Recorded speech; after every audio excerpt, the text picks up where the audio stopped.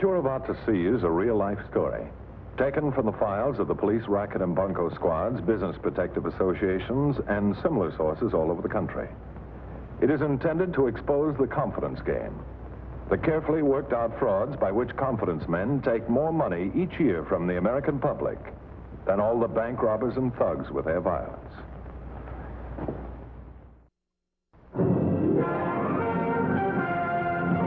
Philip Morris, America's most enjoyable cigarette, presents Racket Squad.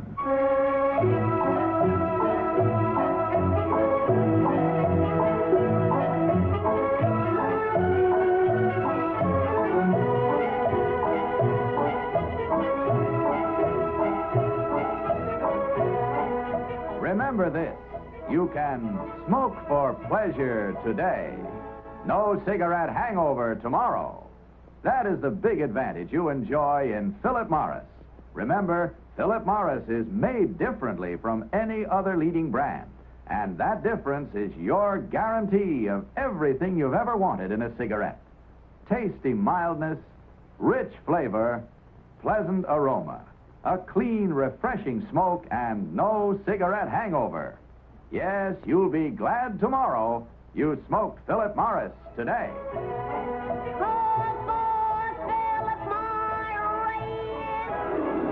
Captain Braddock. Captain Braddock. Ready. What you're about to see is a thrilling and dramatic real-life story, taken from the official files of the police racket and bunko squads, business protective associations, and similar sources all over the country. It is presented by Philip Morris as a public service to expose the confidence game, the carefully worked-out frauds by which confidence men take more money each year from the American public than all the bank robbers and thugs with their violence. This case, for example, we call it A Place for Grandma. Doesn't sound very violent, does it? Yet the ruthlessness behind the title makes this particular racket a new low in human behavior. It first came to my attention when a man and his wife called at my office.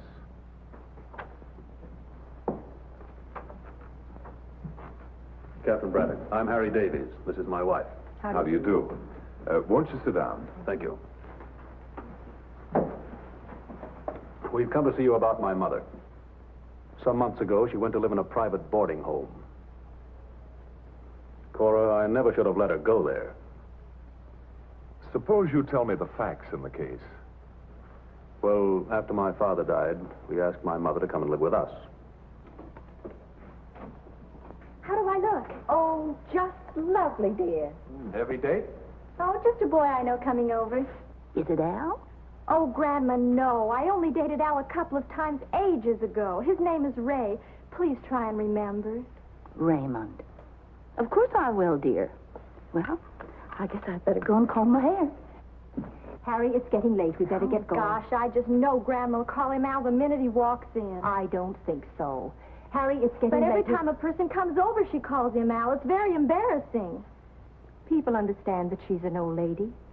Harry, please, we'll be late to the Martins. They're having 2 tables of bridge. Mm-hmm. As soon as I finish this. Mother, Grandma's going with you, isn't she? Well, of course not. You know she couldn't stay up that late. But we're staying in. Ray's coming over just to play records. He's bringing some of his own real collector's items. Well, that'll be very nice, dear. There's some pie left, and there are cold drinks in the icebox. But, Mother, don't you understand? Grandma will be sitting in the living room all evening. Oh, no, she won't. She goes to bed early. Not when anyone's here, she doesn't. Gosh, why can't you take her with you? Because there's nothing for her to do there, and we'll be up late. But, Mother, she'll start telling anecdotes again. Last time I had some kids over, she went into that whole big deal about how she and Grandpa had tickets for the Iroquois Theater the night the big fire broke out, as though anyone cared. Couldn't you at least hint to her to stay inside? But, Helen, I can't ask Grandma to stay in her room all evening. Well, why not? It's my room, too, and she's in there lots of times. The whole evening, when I'm trying to do my homework. Now, that will do, young lady. If you ask me, you're being very unkind. Your grandma loves you very much. Well, holy cow, I love her, too. What's that got to do with it? Harry, we could take Mother with us. Keep an old lady sitting up half the night just to please a 16-year-old girl? I should say not. Oh, never mind. I'll call Ray and tell him not to come at all. I should have known better than to ask anyone over. Not in this house. Grandma. It won't be necessary to phone him. I won't disturb you. But, Grandma, please, I understand. Well, I hope you're satisfied. What? Well.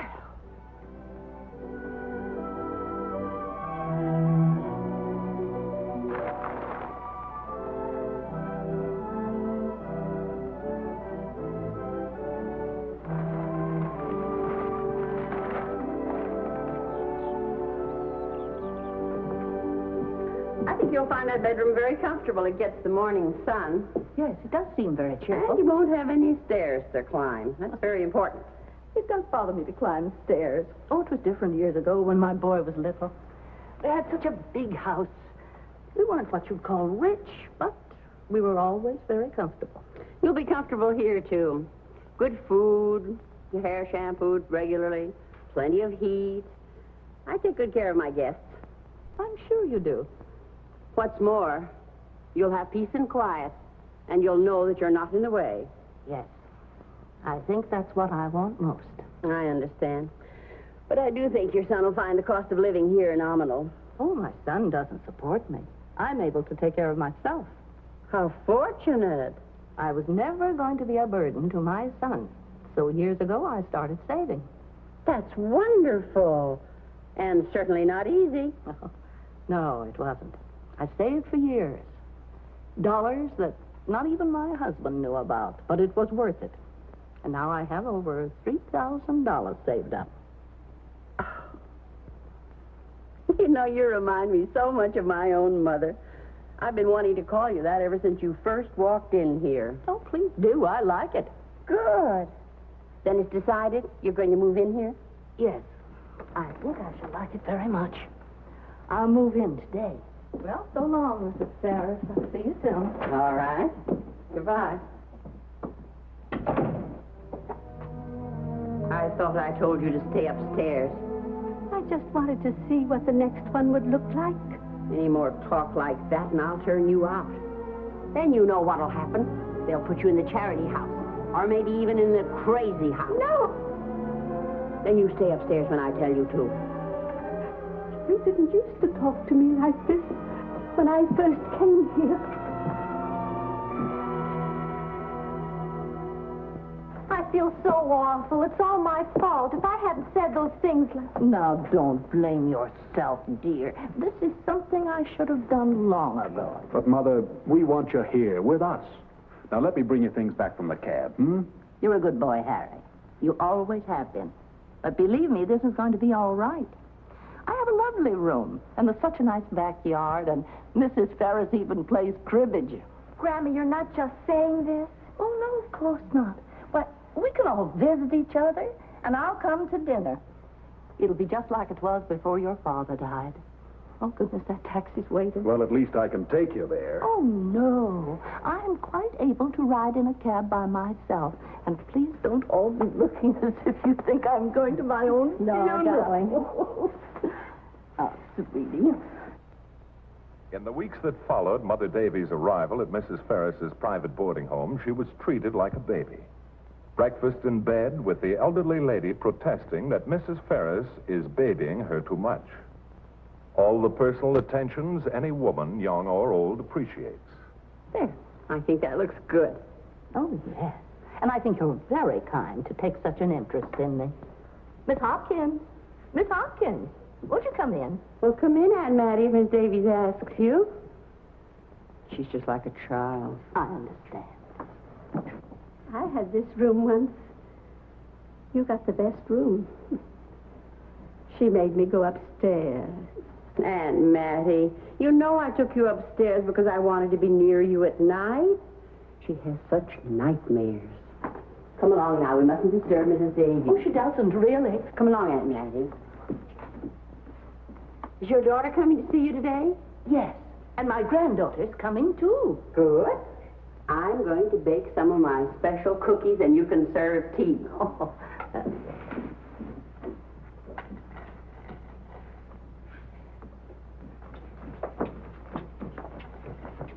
Don't you let her fool you with her sweet talk.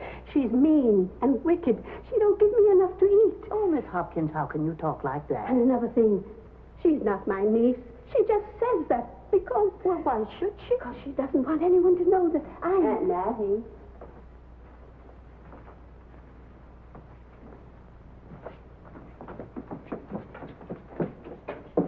What could she be up to running back in here like that? She said a very odd thing, Mrs. Ferris. She told me she wasn't your aunt. Oh, she isn't. I thought you knew that. I always call her Aunt Mattie just to make her feel more like one of the family. But sometimes it's more than I can bear trying to keep her here, but I just can't bring myself to send her away. However, I don't want her to bother you. Oh, I don't mind, really. But I think you're very good and kind. Now I'm going to bake those cookies for our tea party. Gosh, Trudy, you sure missed a wonderful dance.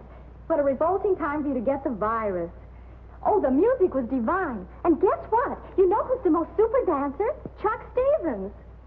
I know he has a face like a barracuda, but you don't look at his face when you're dancing. Laura, I'm home. Hi, Dad. Hi. I couldn't come by this afternoon because I went to see my grandmother. You went to see Mother? Yes. Helen. I only just got on. Just being a half hour ago. Call me later. Please put the telephone back in the hall. She's spending the best years of her life on the phone. You know, if Alexander Graham Bell had known what he was doing to parents of the future, he'd have scrapped the whole idea. Tell me about Mother. She's wonderful. Looks grand. And Harry, she really loves it there. Who, Grandma? Oh, Daddy, she's so happy, honestly. It turned out to be a good idea after all. Well, I'm glad to hear that. I had my doubts about it. Oh, not again. You know something? If this keeps up, I'm going to move in with your mother. For some peace and quiet. You know, it's a load off my mind to know that Mother's settled and happy. Let's eat. I'm starved. It was nice of you to ask me to eat down here with you. Why shouldn't you? Oh, that's too much, really.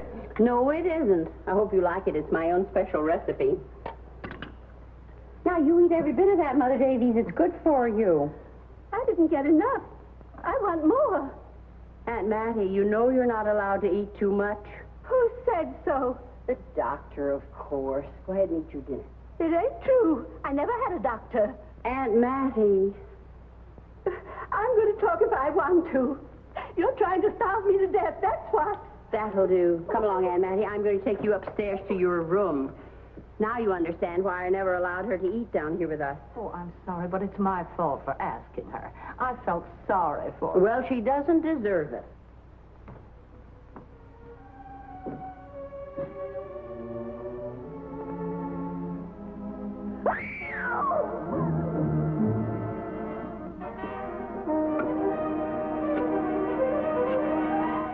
The young folks are certainly having a good time tonight.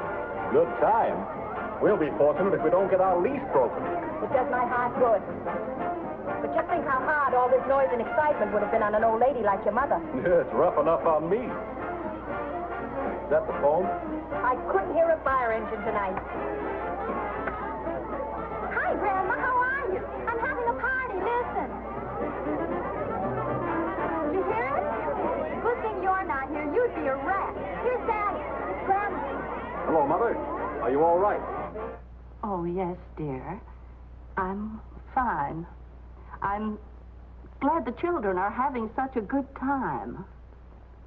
No, you mustn't worry about me. Everything's fine. I'm very happy. I just want to say hello.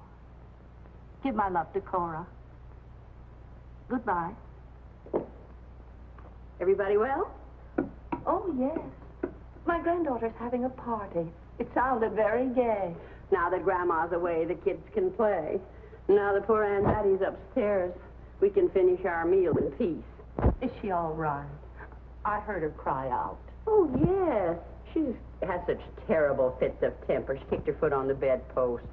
I don't mind for myself, but I won't have you upset. Oh, I don't mind, really.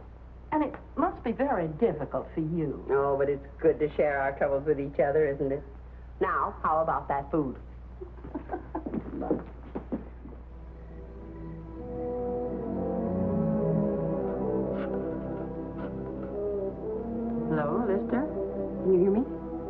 Good. I think you'd better come over tomorrow and bring your briefcase. Yes? It'll be the real estate routine. Thank you.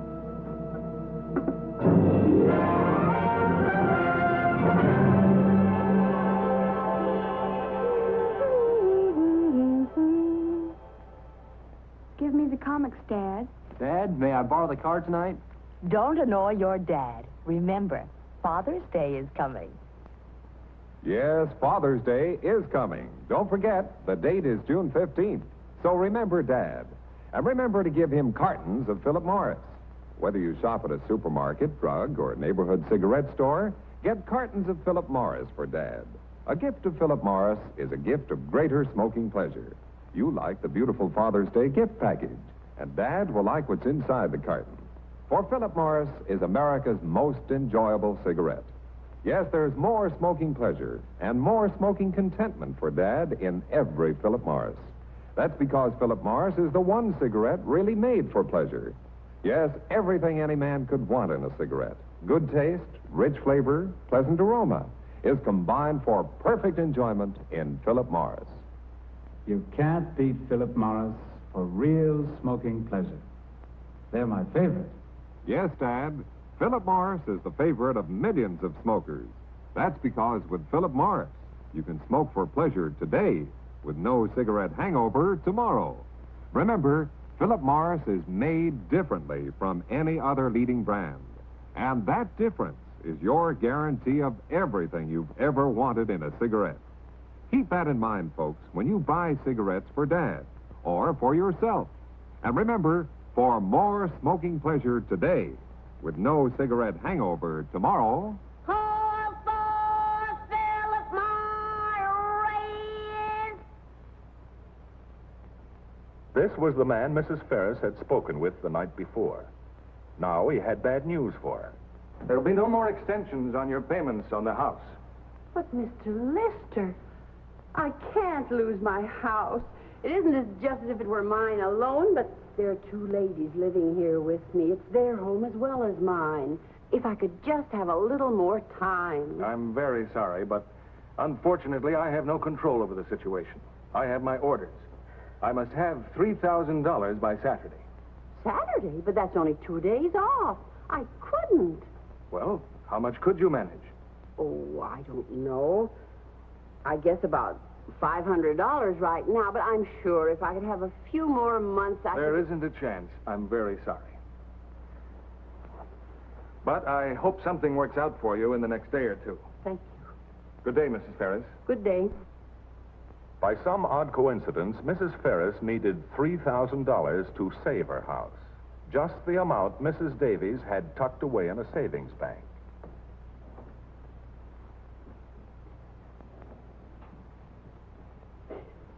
Now, don't cry.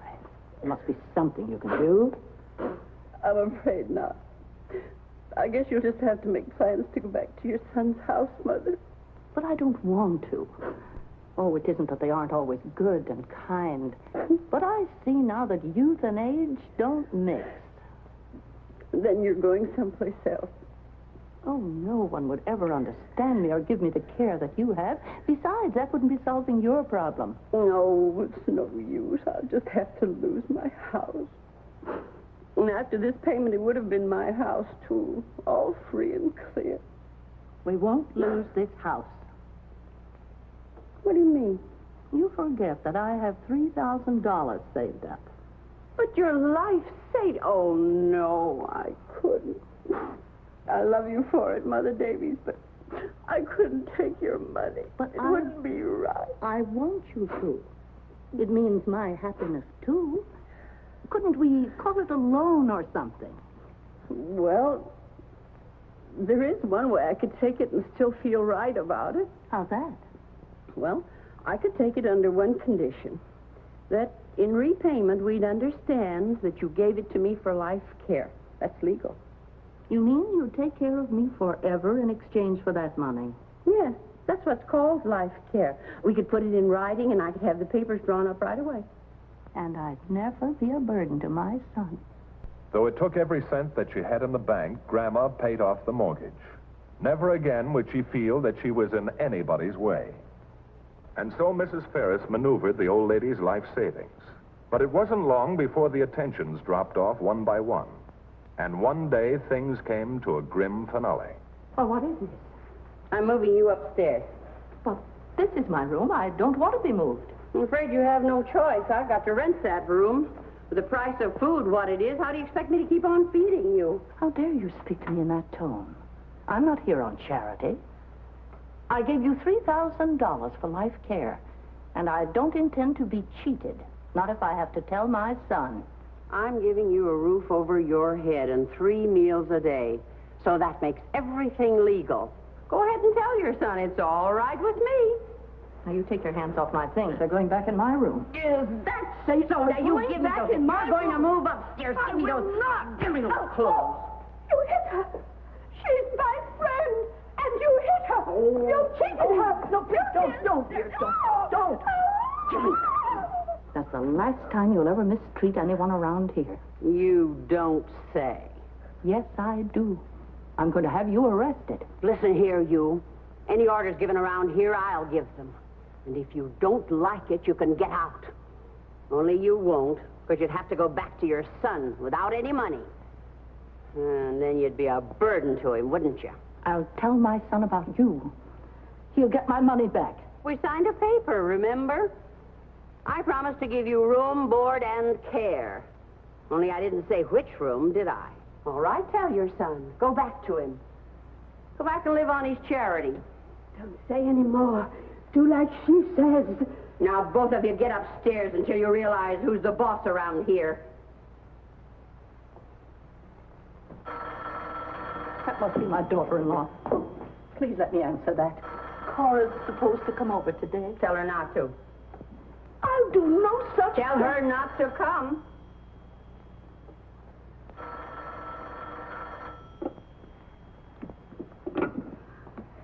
Hello.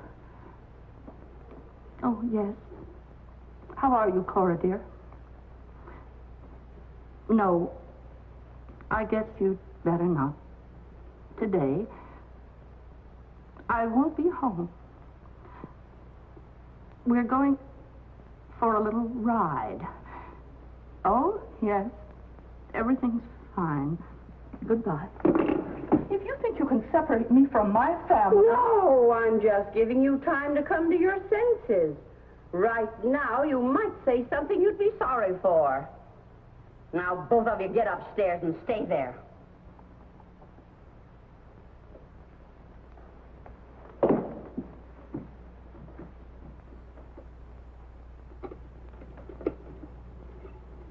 It's been over a week since Mother told me not to come over.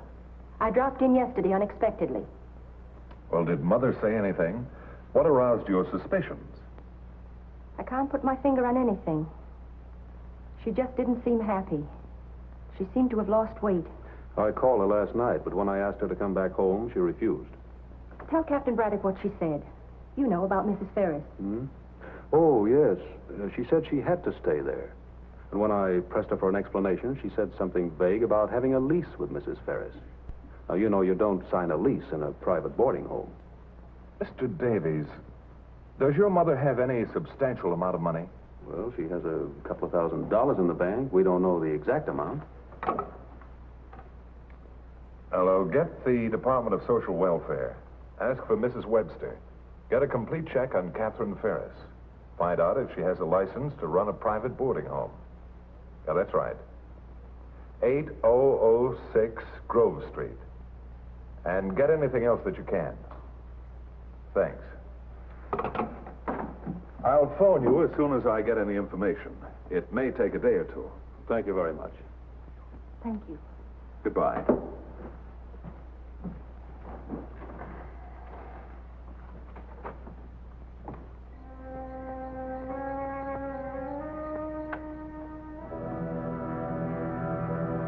Mrs. Davies.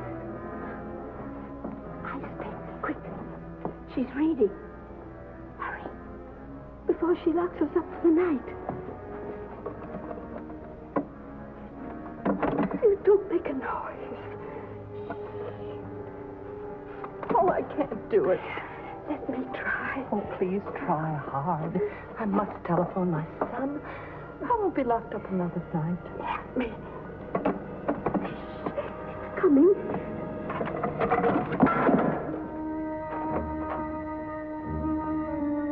So, that's what you've been up to. I'll teach you to sneak around behind my back.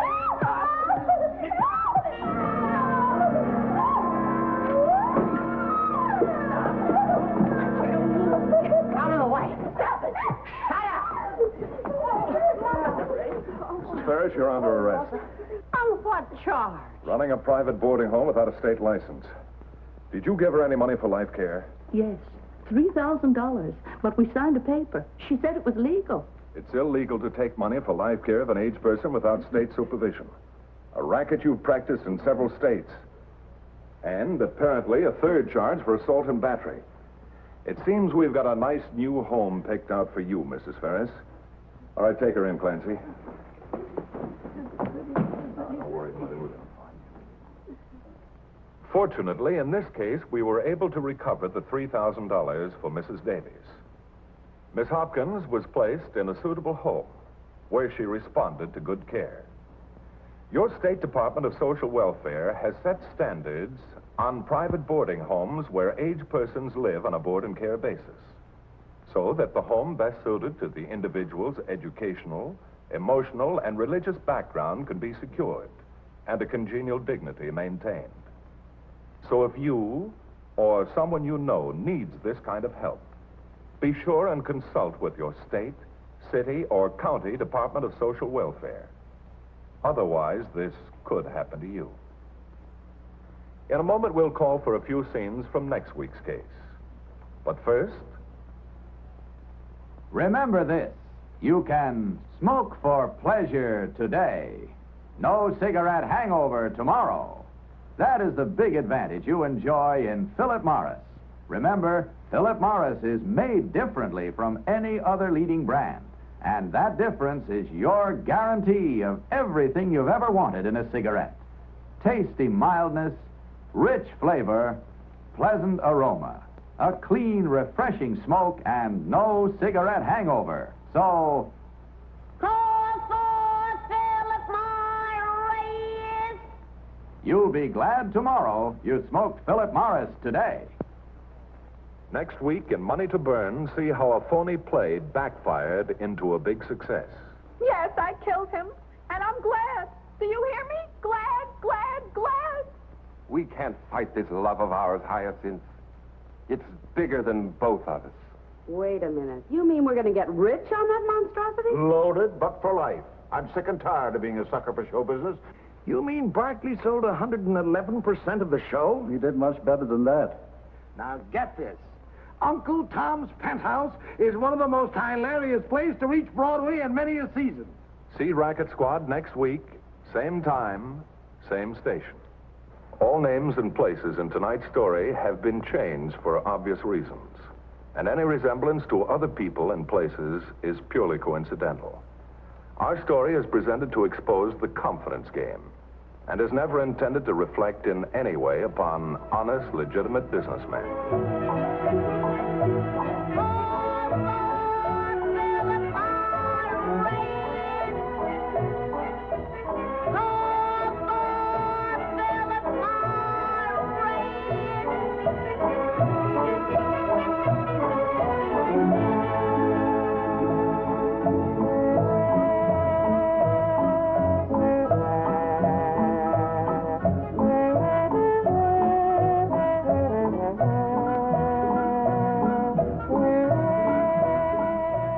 Tune in next Monday night when Philip Morris presents a great new comedy show, My Little Margie, starring Gail Storm and Charles Farrell over most of these same stations. For delayed telecasts, see your local television listings for time and station.